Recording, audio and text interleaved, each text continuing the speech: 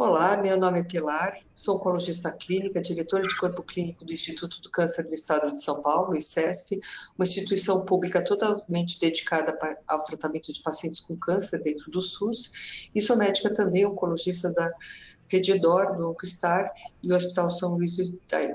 Meus conflitos de interesse. A mortalidade por câncer no mundo é extremamente importante. Na verdade, nós esperamos mais de 18 milhões de casos novos e mais de 9 milhões de mortes em 2018, e essa é uma realidade que é crescente. Por volta de 2040, nós teremos um incremento de cerca de 30% dos casos novos de câncer, gerando uma forte pressão em todos os sistemas de saúde. No Brasil, o que nós temos hoje são mais de 600 mil casos novos, sendo que cerca de 450 mil casos são de casos novos de câncer, excluindo pele não melanoma.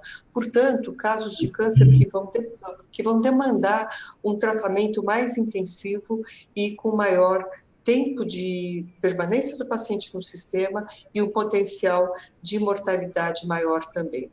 Uma questão interessante, talvez, acho que interessante não é a melhor palavra, mas uma questão que é dramática, é que a possibilidade de morte por câncer, ela é maior nos países de baixo poder aquisitivo e muito menor nos países mais desenvolvidos. E esse gráfico espelha bem essa realidade.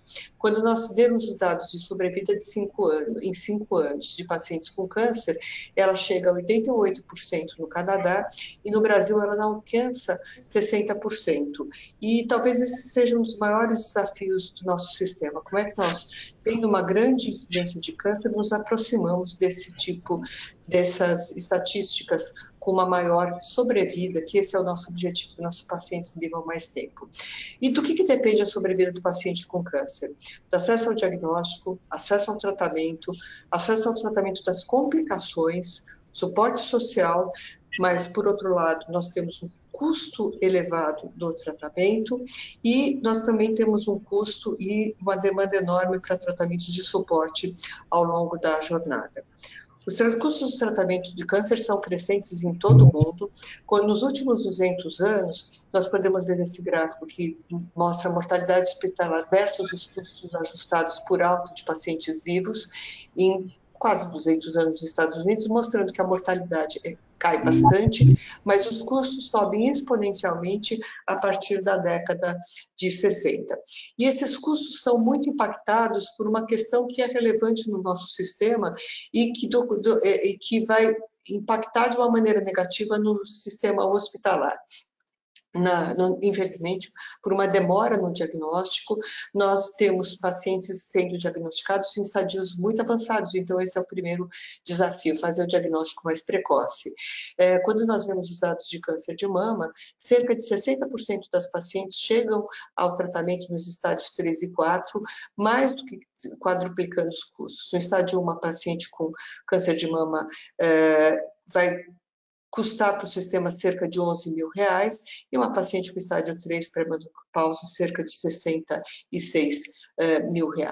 Agora, o que compõe os custos de tratamento com câncer? Nós vamos ver que quando nós comparamos pacientes que são hospitalizados, a maior parte do seu tratamento é o custo da própria quimioterapia. Outros custos são o custo da internação em si é muito menor, o custo dos exames diagnósticos também impacta bastante, mas e os custos da emergência eles são bem menores.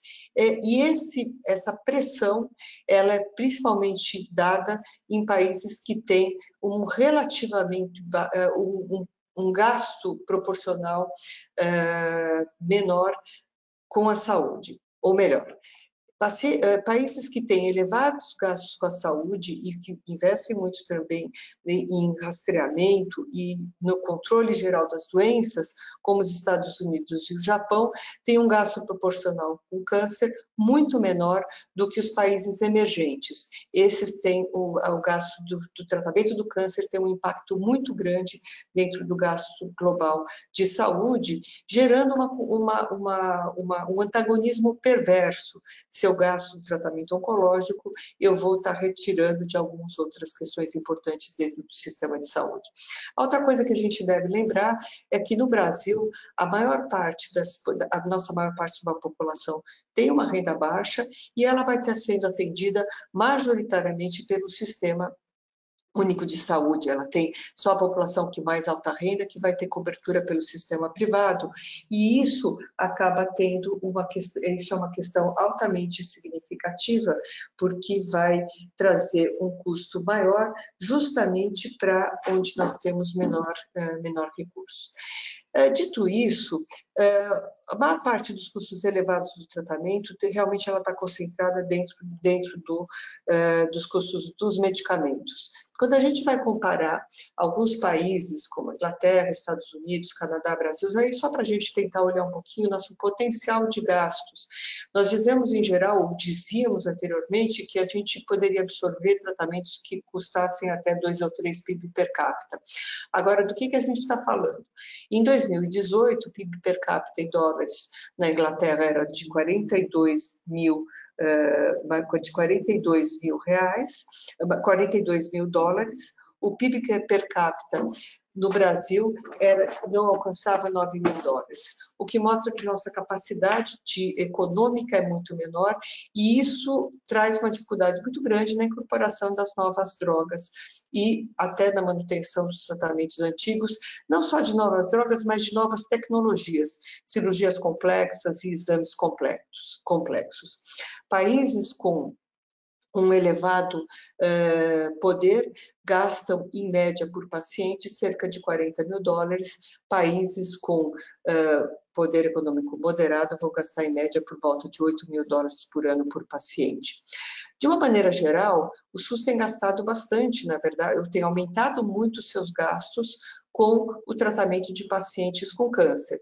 E isso tem a ver com a evolução tecnológica, então nós temos um gasto muito maior do ponto de vista de diagnóstico, do ponto de vista de procedimentos cirúrgicos mesmos, né? Então, tecnologias que são incorporadas dentro da área cirúrgica, e nós temos também um aumento da proporção de idosos que vai, como nós sabemos, a maior parte da população com câncer tem mais do que 50 anos de idade, o envelhecimento da população vai levar a um aumento de pacientes com câncer. O aumento foi de 10 vezes em 18 anos, 2/3 desse tratamento foi com a quimioterapia. Então, o custo do tratamento clínico do paciente oncológico, ele realmente é uma das questões que está mais impactando no sistema, e ele vai, como o tratamento do paciente com câncer é um tratamento que sempre vai ter o setor terciário e os hospitais no meio dessa demanda, ele vai acabar impactando nos custos hospitalares, no custo do hospital. No Brasil, o que o Ministério da Saúde preconiza é que se utilizem várias variáveis para a incorporação de novas tecnologias.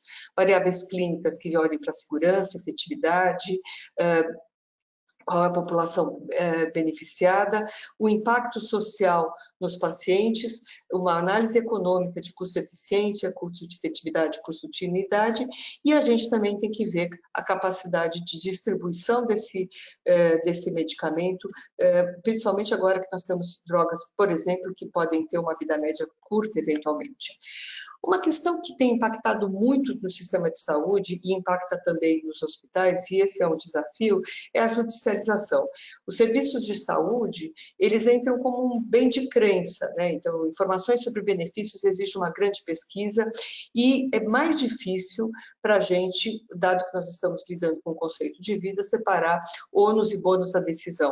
Então, é fundamental para a racionalização do sistema que se estabeleçam políticas de saúde claras para que você possa dirigir a incorporação de medicamentos. Na verdade, dentro da judicialização, 44% das demandas são por medicamentos, e um dado muito interessante é quando as demandas são para medicamentos sem registro, cerca de 75% das demandas que foram concedidas em segunda linha, elas são baseadas exclusivamente em prescrições. Quando você tem demandas para medicamentos que já foram incorporados, por exemplo, no rol do ANS, mas não estão disponíveis no SUS, 83% são baseados exclusivamente em prescrições. Então, na verdade, nós não temos um sistema de judicialização que dê suporte e esse é um gasto crescente. Em 2016 foram gastos 1,6 bilhões com a judicialização. E qual é o problema disso? Ele acaba interferindo numa questão ética que é importante, que seria oferecer os tratamentos, respeitando os critérios de beneficência, não maior eficiência, mas respeitando também o critério de justiça distributiva, que é uma questão básica dentro de um sistema de saúde universal. A Organização Mundial de Saúde propõe que a gente considere várias dimensões na determinação do valor de medicamento, que seja necessidade, evidência clínica, o impacto econômico, os impactos financeiros, um acesso equitativo, considerações de saúde pública, por exemplo, do qual é a carga de doença, e para isso uma das questões importantes é que nós tenhamos registros de saúde eficientes que consigam dar a dimensão nacional, regional, municipal, e aí a gente tem que chegar na regionalização no nível menor mesmo, para que as instituições, os hospitais possam se organizar e se programar para atender essa carga de pacientes. A gente tem que trabalhar com inovação e para isso precisa também ter uma perspectiva da incorporação da inovação, mas não podemos deixar de lado a questão da expectativa que é dada pelo público, pelos nossos pacientes. Então, é fundamental que se dialogue com a população, inclusive para clarificar qual que é o verdadeiro papel de cada uma das medicações ou dos procedimentos ou dos exames que estão sendo propostos. É necessário, isso é um grande desafio, que haja uma padronização de condutas. No estado de São Paulo, no ICESP, a gente trabalha com um manual de padronização de condutas. Aqui eu coloquei um exemplo do manual, a gente já tem uma versão atualizada, mas no qual a gente está discutindo não só os exames, mas é uma linha inteira de cuidados. Exames, procedimentos cirúrgicos, radioterápicos, quimioterapia, e o segmento que também pode impactar em custos importantes. Esse tipo de manual foi desenvolvido não só na área médica, mas também na área de enfermagem, porque esses cuidados de suporte e nutrição, porque os cuidados de suporte do paciente são fundamentais para um bom desenvolvimento do seu trabalho e para um bom resultado. A Organização Mundial de Saúde traz algumas propostas, que seria como é que a gente trabalharia para conseguir incorporar novos medicamentos de uma maneira suspensável ou novas tecnologias de uma maneira sustentável. Então, primeiro, fortalecendo as políticas de preço, tanto a nível nacional quanto regional, porque a gente sabe que os custos dos medicamentos, principalmente da parte clínica, é o que mais está impactando hoje no tratamento, aumentar a eficiência com gastos de drogas, utilizando drogas de elevado valor clínico e incorporando os custos do modelo de cuidado à precificação. Nós não podemos imaginar que o custo é só o valor da droga, existe um conjunto de elementos que vai desde o exame para indicação até as complicações decorrentes do tratamento que precisam ser incorporados nessa análise. A transparência é fundamental, promover a colaboração com compartilhamento de informações e harmonização da regulação, manejar os efeitos colaterais da demanda, e o efeito colateral da demanda é um conceito interessante. Seria basicamente remover incentivos para a prescrição de drogas, restringir atividades promocionais para médicos e para o público também interessado, não só para a equipe de saúde, e fazer o realinhamento e inclusive incentivando pesquisas em câncer que afeta pequenas populações, porque às vezes essas situações onde que você tem pequenas populações que são afetadas, elas impactam muito no custo, porque tem drogas muito caras ou não tem padronização nenhuma. Então, cada um vai estar utilizando o tratamento que acha mais apropriado, mas também precisa ser desenvolvido um tratamento para esse fim. E as pesquisas têm que ter também um foco na eficiência, uso racional de drogas e da linha de cuidado.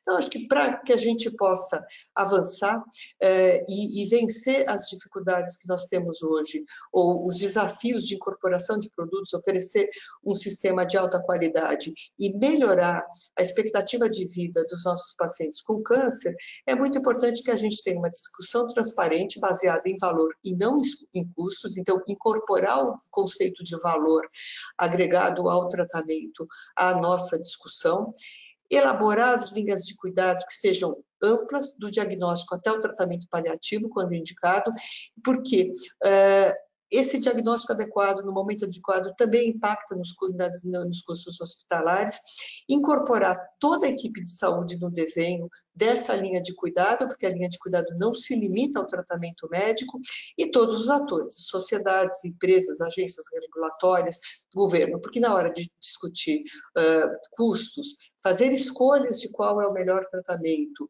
fazer esse tipo de opção, ela só vai ter satisfação e só vai ser compreendida se nós envolvermos todos os agentes dentro dessa discussão. É necessário que nós baseemos nossas evidências em sólidas questões de efetividade, beneficência, de custo-efetividade, do impacto econômico, segurança, não maleficência e justiça distributiva.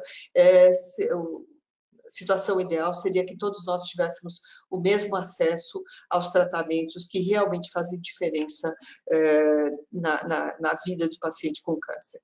Era isso que eu tinha a dizer. Muito obrigada.